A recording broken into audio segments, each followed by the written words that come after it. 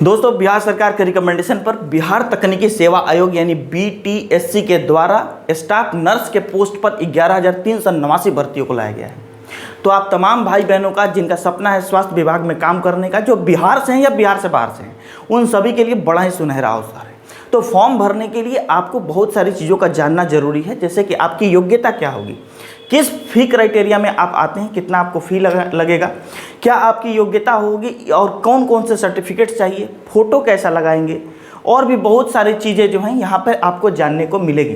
तो मैं रजनीश पाठक इन तमाम जानकारियों को लेकर के आपके सामने आ गया हूँ भविष्य निर्माण शिक्षण संस्थान के इस ऑनलाइन प्लेटफॉर्म पर। इस तरह से ऑथेंटिक जानकारी के लिए आप हमसे जुड़ सकते हैं, हमारा चैनल सब्सक्राइब कर सकते हैं और शेयर भी कर सकते हैं। यदि आपको ऑथेंटिक जानकारी लगी तो आप शेयर करना ना भूलिएगा। तो शुरू करते हैं इस सेशन को और उन तमाम जानकारियों को आपको देते हैं। देखिए, ये जो है बिहार तकनीकी सेवा आयोग के द्वारा जारी किया गया एक नोटिफिकेशन है, जिसमें स्टाफ नर्स के पद पर बताया गया है कि 25/4/2025 से 23/5/2025 तक इसके वेबसाइट से आप फॉर्म को जाकर के भर सकते हैं। यानी फॉर्म को भरा जाना शुरू हो चुका है। अब इसके बारे में और भी बहुत सारी जानकारियां हैं जो आपको जान लेनी जरूरी है, तो हम एक एक करके सभी जानकारियों को आपसे साझा करते हैं। यहाँ पर दिया गया है पद नाम, पद का क्या नाम रहेगा, स्टाफ नर्स। आपको वेतन कैसा मिलेगा, तो 9300 से 34,800 तक का वेतन आपका होगा। 4600 का ग्रेड पे और 7 लेवल का वेतन मान आपको मिलेगा। अब यहाँ पर है कि आपकी योग्यता क्या होगी, तो भैया आपकी योग्यता ये है कि आप, एक सेकेंड, आपने यदि GNM करा है, क्या करा है, GNM, या फिर आपने BSc किया है, क्या किया है, BSc नर्सिंग, तो आप एलिजिबल हैं और आप बिहार से हैं, बिहार के कॉलेज से आपने किया है तो आप इसके लिए एलिजिबल हैं। लेकिन यदि आप बिहार से बाहर से हैं, बिहार के बाहर से हैं, तो आपको उन्हीं सब कॉलेजों से आपने किया है जो कि इंडियन नर्सिंग काउंसिल से एफिलिएटेड है, रिकॉग्नाइज्ड है, वहाँ से किया है, तब आप एलिजिबल हैं, नहीं तो एलिजिबल नहीं हैं। अर्थात कि आप यूपी से हैं, तो यदि यूपी सरकार के अंडर आने वाले कॉलेज से किए हैं तो बिहार में आप उसके लिए योग्य नहीं हैं। ठीक है, तो ये बात इतना आप समझ गए। अब बढ़ जाते हैं आगे, और आगे दिया गया है आपके आरक्षण से संबंधित चीज़ें, जिसमें बताया गया है कि आरक्षण के हिसाब से कितना पोस्ट किस आरक्षित वर्ग को दिया गया है। तो जो अनारक्षित वर्ग हैं उनके पास 3134 सीट है, जिसमें से महिलाओं के लिए रिजर्व नीचे दिया गया है। ठीक है, तो इस तरीके से चीज़ों का क्राइटेरिया आप यहाँ पर देख सकते हैं। आप जिस भी वर्ग में आते हैं उनका आप यहाँ पर सभी को देख सकते हैं कि किसका कितना है। ठीक है, दिव्यांग लोगों के लिए क्या दिया गया है और बाकी स्वतंत्रता सेनानी और भिन्न भिन्न प्रकार के लोगों के लिए विशेषता। तो ये ज़्यादा इंपॉर्टेंट नहीं है, लेकिन फिर भी आपको यदि जानना है तो यहाँ से आप देख सकते हैं। अब बड़ा इम्पोर्टेंस इसका है कि आयु सीमा।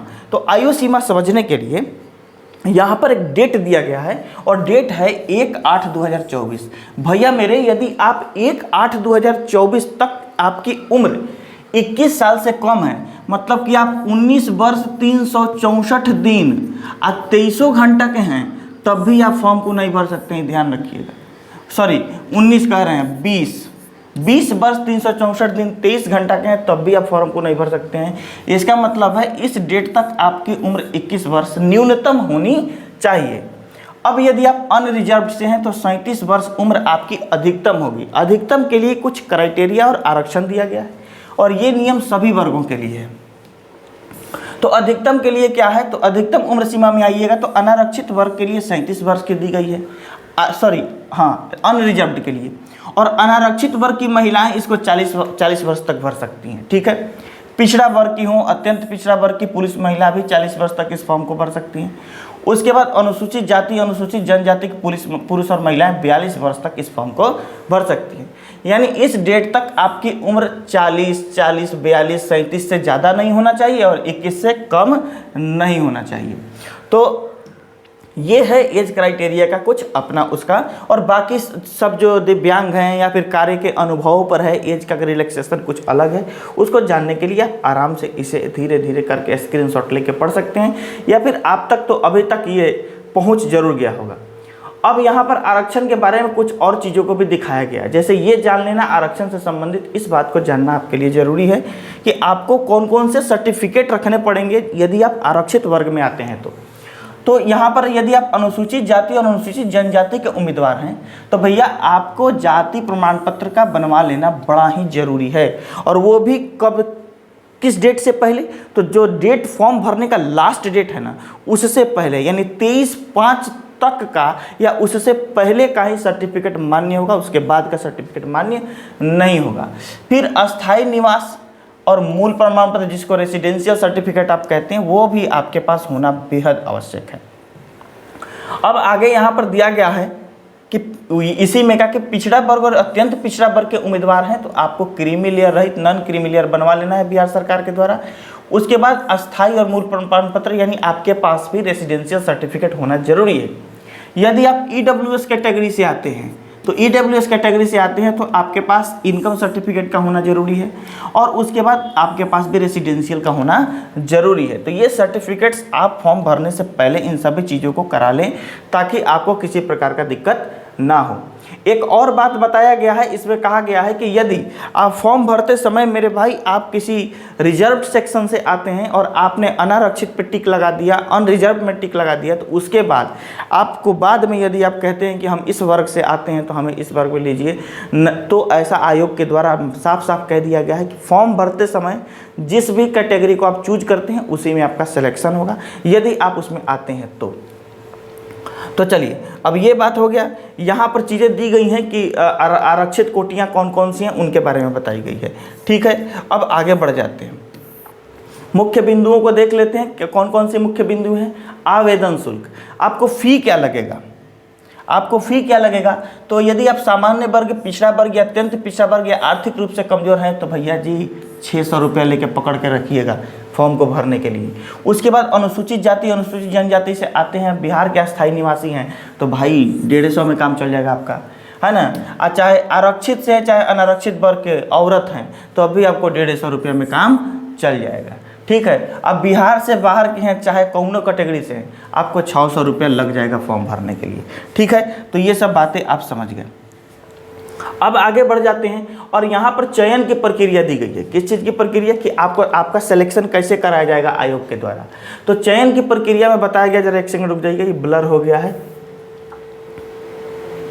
हाँ, तो चयन की प्रक्रिया में बताया गया है कि लिखित परीक्षा आपकी होगी और आपका कार्य अनुभव के हिसाब से आपको चयनित किया जाएगा। लिखित परीक्षा आपको 75 अंक का लिया जाएगा और जैसे जैसे हर साल के लिए 5 अंक दिए जाएंगे और आपको अधिकतम 25 अंक का प्रावधान किया गया है। 25 अंक का दोनों मिला के 100 अंक की परीक्षा आपकी होगी। ठीक है, तो कुछ इस तरीके का दिया गया है। अब यहाँ पर आगे है कि लिखित परीक्षा। लिखित परीक्षा आपका CBT बेस्ड होगा, यानी कंप्यूटर बेस्ड एग्जाम आपका होने वाला है। ठीक है, परीक्षा का पाठ्यक्रम यही होगा, इसमें 100 प्रश्न होंगे और कुल अंक 100 अंक के होंगे। 2 घंटे आपसे परीक्षा ली जाएगी, हिंदी और अंग्रेजी दोनों भाषा में आपके क्वेश्चन होंगे। ठीक है, और लेवल आपका होगा 10th 12th या फिर आपने GNM किया है इसी लेवल का क्वेश्चन आपसे पूछा जाएगा। बाकी पाठ्यक्रम के बारे में वेबसाइट पर दिया गया है, हम एक अलग से इसका वीडियो बना देंगे कि इसमें क्या और सिलेबस रहेगा। अब कुछ बच्चों को है कि भैया ये बताइए कि हमको निगेटिव मार्किंग है कि नहीं है, तो है, ये है एकदम गर्दा निगेटिव मार्किंग इसमें है। और निगेटिव मार्किंग है, एक गलती उत्तर करिएगा तो 1/4 नंबर काट लिया जाएगा और एक सही के लिए 1 नंबर दिया जाएगा, यानी 0.25 नंबर आपका माइनस कर दिया जाएगा अगर आपने एक ठो गलती करा तो। अब बढ़ जाते हैं आगे और आगे देखिए और भी जो इम्पोर्टेंट चीज़ें दी गई हैं उनके बारे में समझ लेते हैं। अब यहाँ देखिएगा, महत्वपूर्ण निर्देश दिया गया है। जब आप ऑनलाइन फॉर्म भरते रहेंगे तब की बात है। कहता है कि ऑनलाइन आवेदन में योग्यता आरक्षण कार्यानुभव से संबंधित प्रमाण पत्र कौन कौन से लगेंगे, तो आपको मैट्रिकुलेशन का सर्टिफिकेट, मूल प्रमाण पत्र आपके पास होना चाहिए। फिर मान्यता प्राप्त संस्थान से GNM का कोर्स आपके पास या BSc नर्सिंग का डिग्री जो है, अंक पत्र और मूल प्रमाण पत्र, औपबंधिक प्रमाण पत्र, प्रोविजनल सर्टिफिकेट भी आपका होना जरूरी है। यानी ओरिजिनल सर्टिफिकेट, प्रोविजनल सर्टिफिकेट और मार्कशीट तीनों आपके पास अवेलेबल होना चाहिए इसका, BSc का, BSc नर्सिंग और GNM का। ठीक है, फिर कहता है कि बिहार परिचारिका निबंधन परिषद से निबंधित होने का निबंधन प्रमाण पत्र, आप रजिस्टर्ड है कि नहीं इसका भी आपको प्रमाण पत्र देना पड़ेगा। ठीक है, अब बिहार राज्य से बाहर से अवस्थित संस्थानों से, अगर बिहार से बाहर हैं तो आपको INC से रजिस्टर्ड होना पड़ेगा और उसका प्रमाण पत्र आपको रखना पड़ेगा। फिर आपके पास जाति प्रमाण पत्र चाहिए, नॉन क्रीमिलियर चाहिए, आर्थिक रूप से कमजोर वर्ग से हैं तो आप अपना सर्टिफिकेट अपना रखेंगे। रेसिडेंशियल सर्टिफिकेट सभी के लिए है, ठीक है। अगर आप किसी बिहार के स्वतंत्रता सेनानी, बिहार राज्य के किसी स्वतंत्रता सेनानी के घर से हैं तो आपको पोता पोती हैं या नाती नातनी है तो उसका प्रमाण पत्र होना जरूरी है।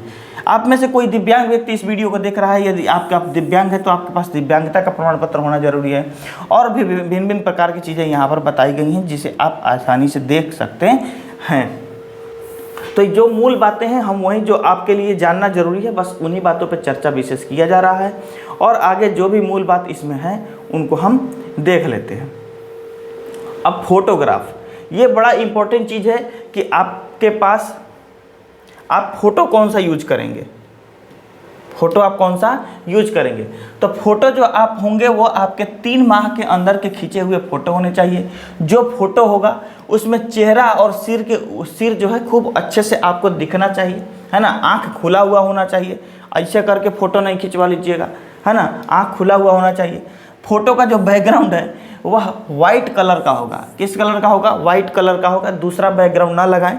आयोग के द्वारा बहुत सारा जब आपका रिजल्ट आउट हो जाएगा, निकल जाएगा, उसके बाद इन छोटे छोटे चीज़ों के लिए आपको परेशान किया जाएगा। इसके लिए अभी ही आप तैयार रहिए। फिर उसके बाद फोटो पर किसी प्रकार का छाया वगैरह नहीं होना चाहिए।